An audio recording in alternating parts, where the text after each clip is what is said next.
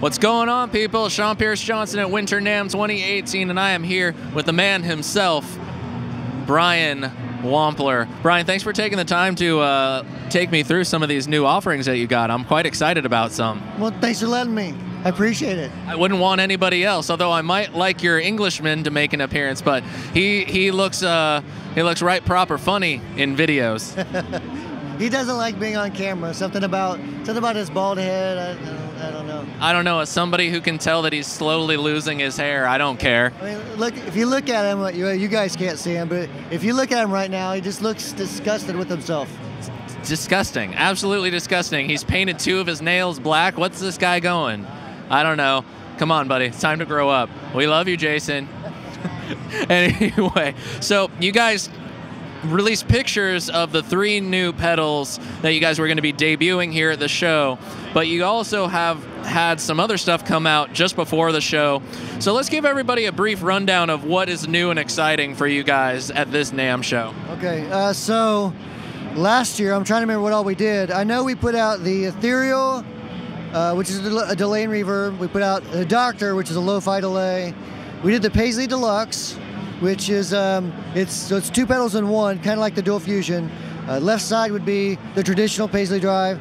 Right side would be a pedal that we used to make called the Underdog. Yeah. So that is like the Underdog circuit. And then we came out with the Tumnus Deluxe, which is based on the famous Centaur. The famous thing that everybody likes. Right. Gave it an active bass and an active mids. Gave it a little toggle switch to increase the gain. So when you're on 10 on the gain, flick that switch and you go to 11. I mean, metaphorically speaking, you're actually changing some... Metaphorically. Yeah, feedback network stuff, but you're getting more gain and clipping out of it. And so, you know, that's one of my favorite tones with that type of circuit is I used to stack 2 of them together. Oh, wow. And then throw an EQ after it. Oh, nice. And it was a fantastic thing. And I thought, I should just put this in one box.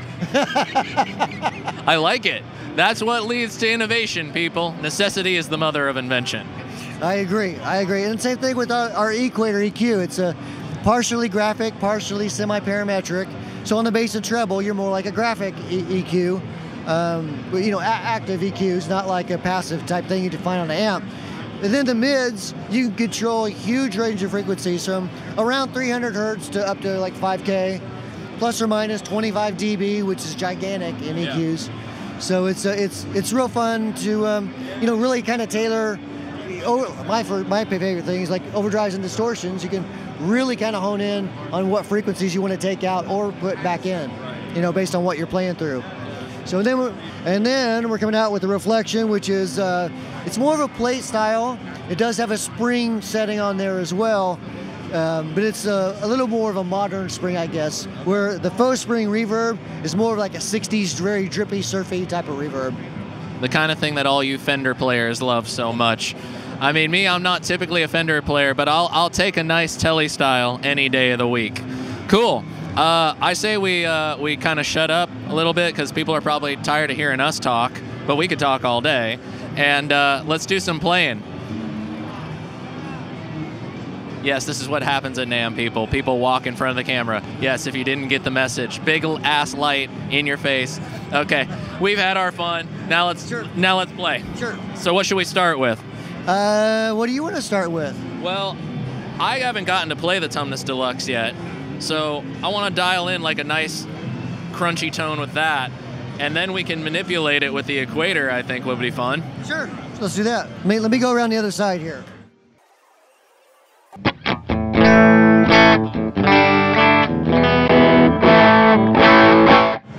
You're almost in tune.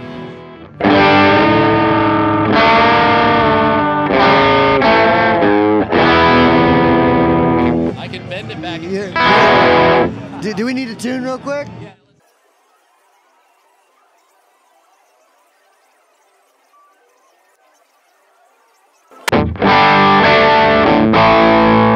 Better. Let me hear some of that hot stuff. Now that's the clone that I always wanted to hear.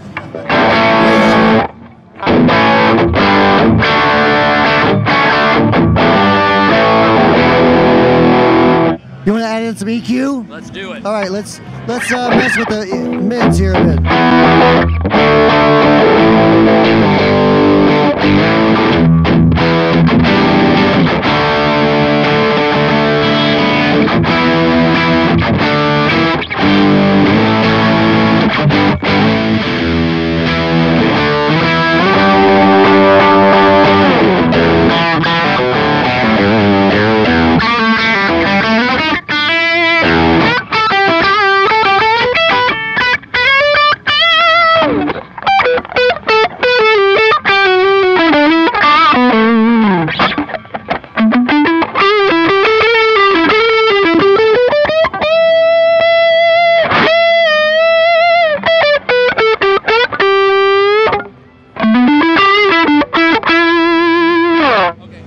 Difference again. Okay, without, with. See, this is the thing that's so cool about the fact that you've put out an EQ, is it's like people doing EQ pedals, they don't do it enough, and they don't think that there's anything that they can gain out of getting an EQ pedal. But that right there, it's like two completely different sounds that you would think, oh, I should just get two overdrive pedals. But you can do so much with an EQ pedal, as long as it's voiced right, to change up the character of one pedal, load your guitar pickups differently into the amp, change up, put it in the effects loop, like change up the whole power section. EQ pedals are a great and powerful tool, and I like the way that the mids are tuned on this one. It's almost like all the pedals that you have, it's almost like doubling them, because you get a totally different sound from all those drives. It's a different color and a different palette. I like it. That's awesome. So I guess we should move on to these two reverbs now. Yeah, sure. So let's check out this Reflection, which is more of a plate style. Do you like a lot of reverb or just a little reverb? I go from subtle to heavy. It doesn't matter to me.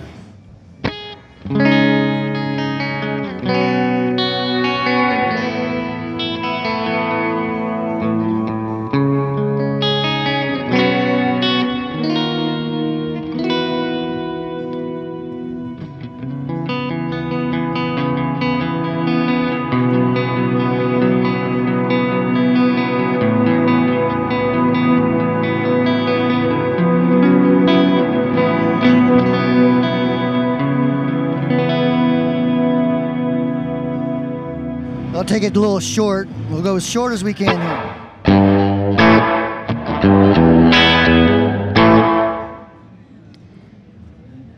I'll put you on spring setting too here in a second.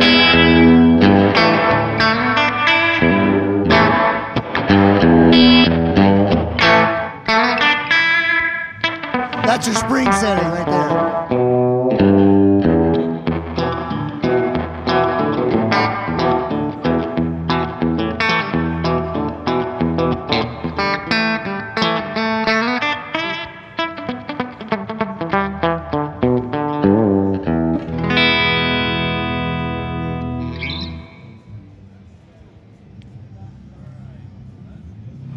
I got to admit, that plate was like really nice.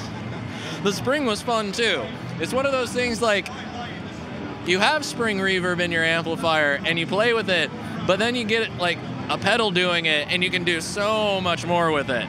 Like I like getting a little wacky with my spring reverbs, but yeah, that's just tuned really nice. Yeah, you can get a really cool ambient.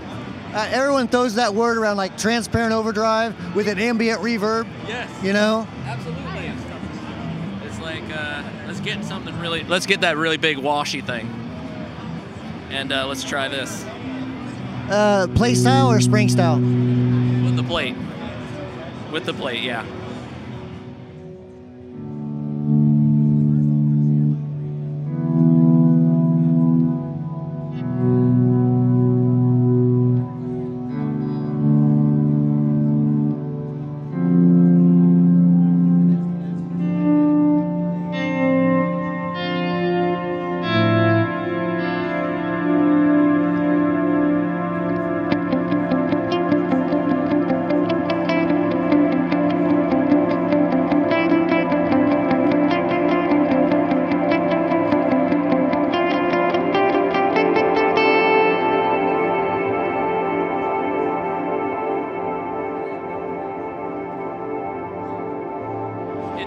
it's already died out with all the noise around it. I like that. That's really cool. So let's check out the Mini Faux, because I've actually never played that pedal. Oh, really? Okay, cool. Well, let's. This is a little bit different than our old one, where now it has more of a reverb tail.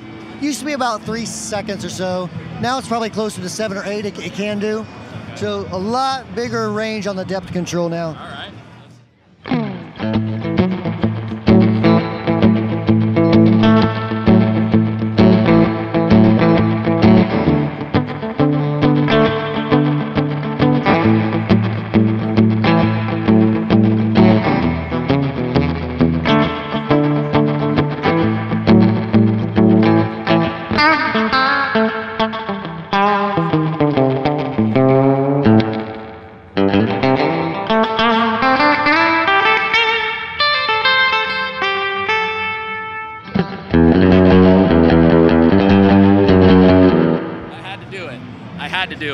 Just had to do it. That's really cool. And nice little small package. The mini pedal thing, do you feel like that's still a thing? Like people are really pushing for it, or is this just more like you kind of like the platform and to shrink it down because it can kind of get you a little bit more adventurous in what the pedal can do in a smaller form? Well, personally, like for the mini pedals, I think it's cool like when you find like a little hole that you want to fill on your pedal board, it's cool to like use it in that instance, you know what I mean? Where you don't need like a full section of your pedal board. Right. Personally, I'll take a little pedal like this and I'll just throw it on the back of my effects loop and just leave it hanging there. Yeah. You know? I like that. Yeah, for me, like the mini pedal thing, it felt like everybody was doing it and then everybody stopped. And then some people were like, no, this is a cool platform, and it is a cool platform. Some people do it better than others, and this guy does it well. So that's really cool. So when are these 3 new guys gonna be hitting the streets? So late spring, well, I say late spring, by late spring rather. So that could be a month and a half, 2 months, 3 months, somewhere in that range. I don't know exactly the exact date because these are like the first ones we've, you know, production versions. So we got to build stock, got to ship them to retailers, et cetera, et cetera. So there's a lot of moving pieces behind the scenes that have to happen. A lot of moving pieces behind the scenes, people. That's the thing. We know you want the stuff real bad, but it takes time, all right? It takes a lot of time. Brian, thank you so much for helping me out. That was a lot of fun. And hey, if you enjoyed this video, make sure you click the subscribe button. There's more NAMM coverage to come. Wishing you all great tone, happy stomping. Cheers, my friends.